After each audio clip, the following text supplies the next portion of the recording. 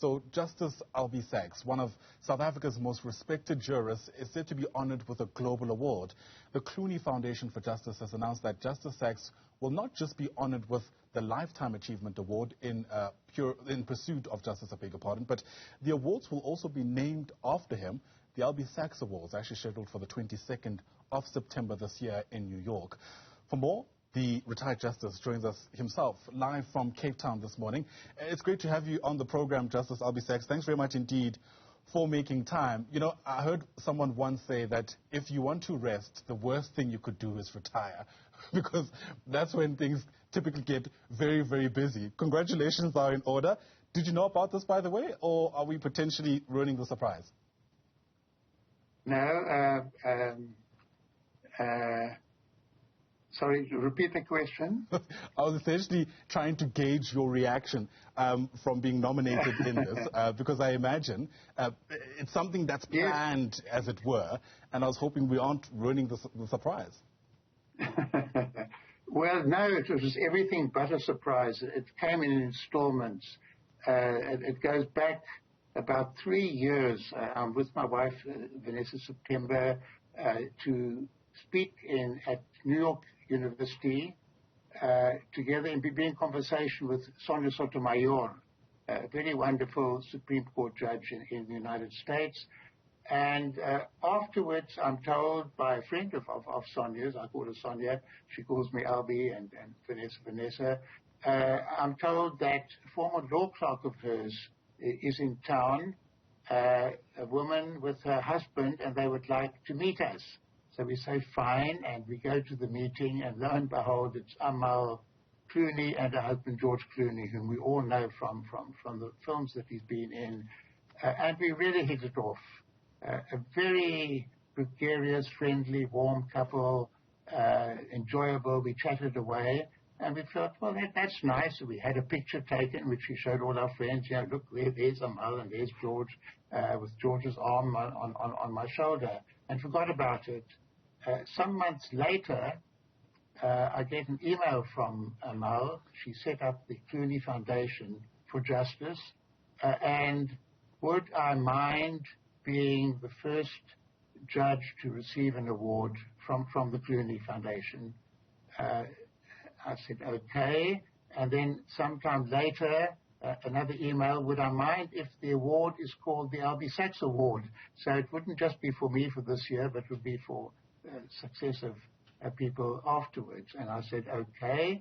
Then another few weeks pass, and then she says in the email, would I mind if the other people getting awards on the same occasion for other people who've contributed to justice in other parts of the world, they all got the Albie Sachs Award.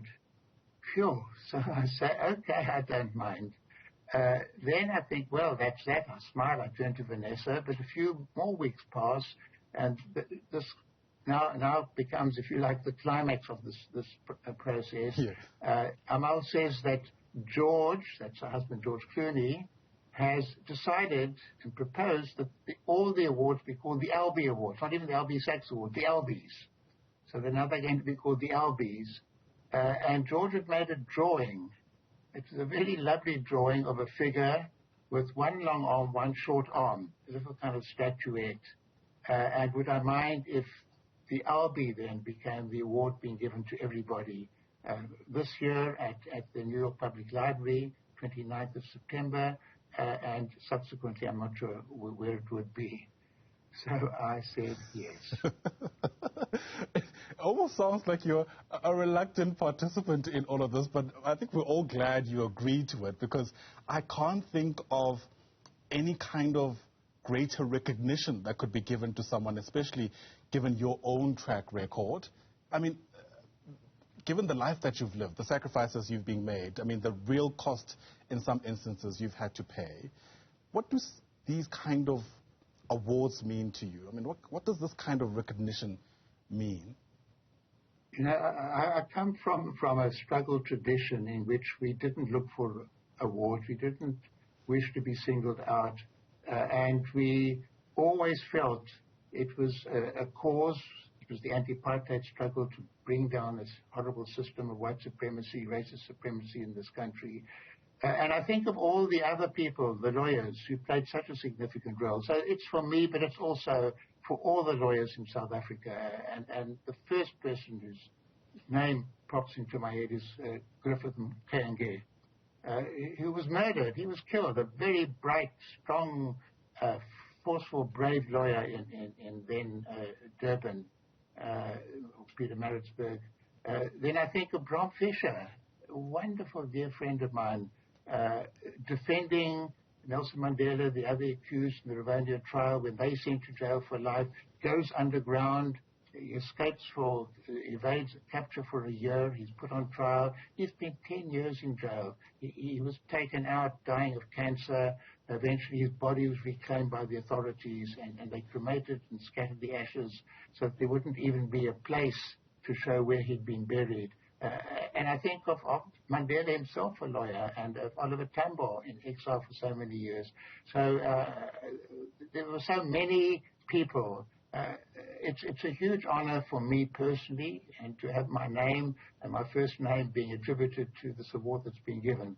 And also I think of the Constitutional Court judges today, that marvelous court that was set up in 1994-95.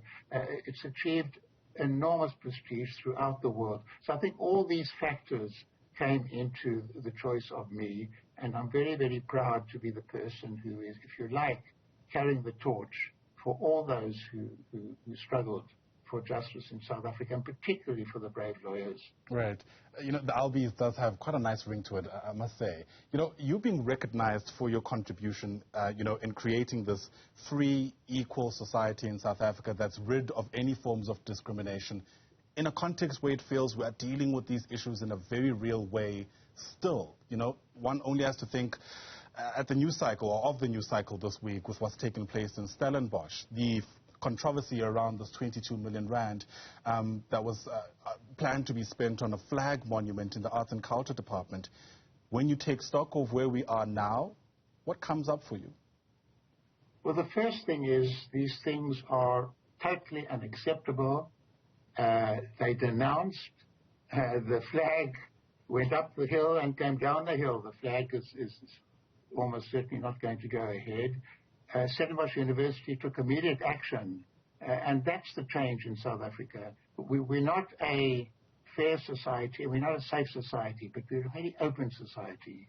These things are denounced, and the media are playing a huge role in exposing these things. South Africans speak their mind, so this is what gives me hope, that these things are not normal, they're not acceptable, and we speak out, we say so, and many, many times, not always, there are consequences. Absolutely. I guess South Africans certainly can receive a round of applause for really speaking out, especially against the flag situation, because that's what has led us to where we are now. Justice Albie Sachs, congratulations once again. We look forward to the Albies, as they're now known. And, of course, it's certainly recognition well-deserved, at the very least. Retired Constitutional Court Justice there, Albie Sachs, joining us from Cape Town.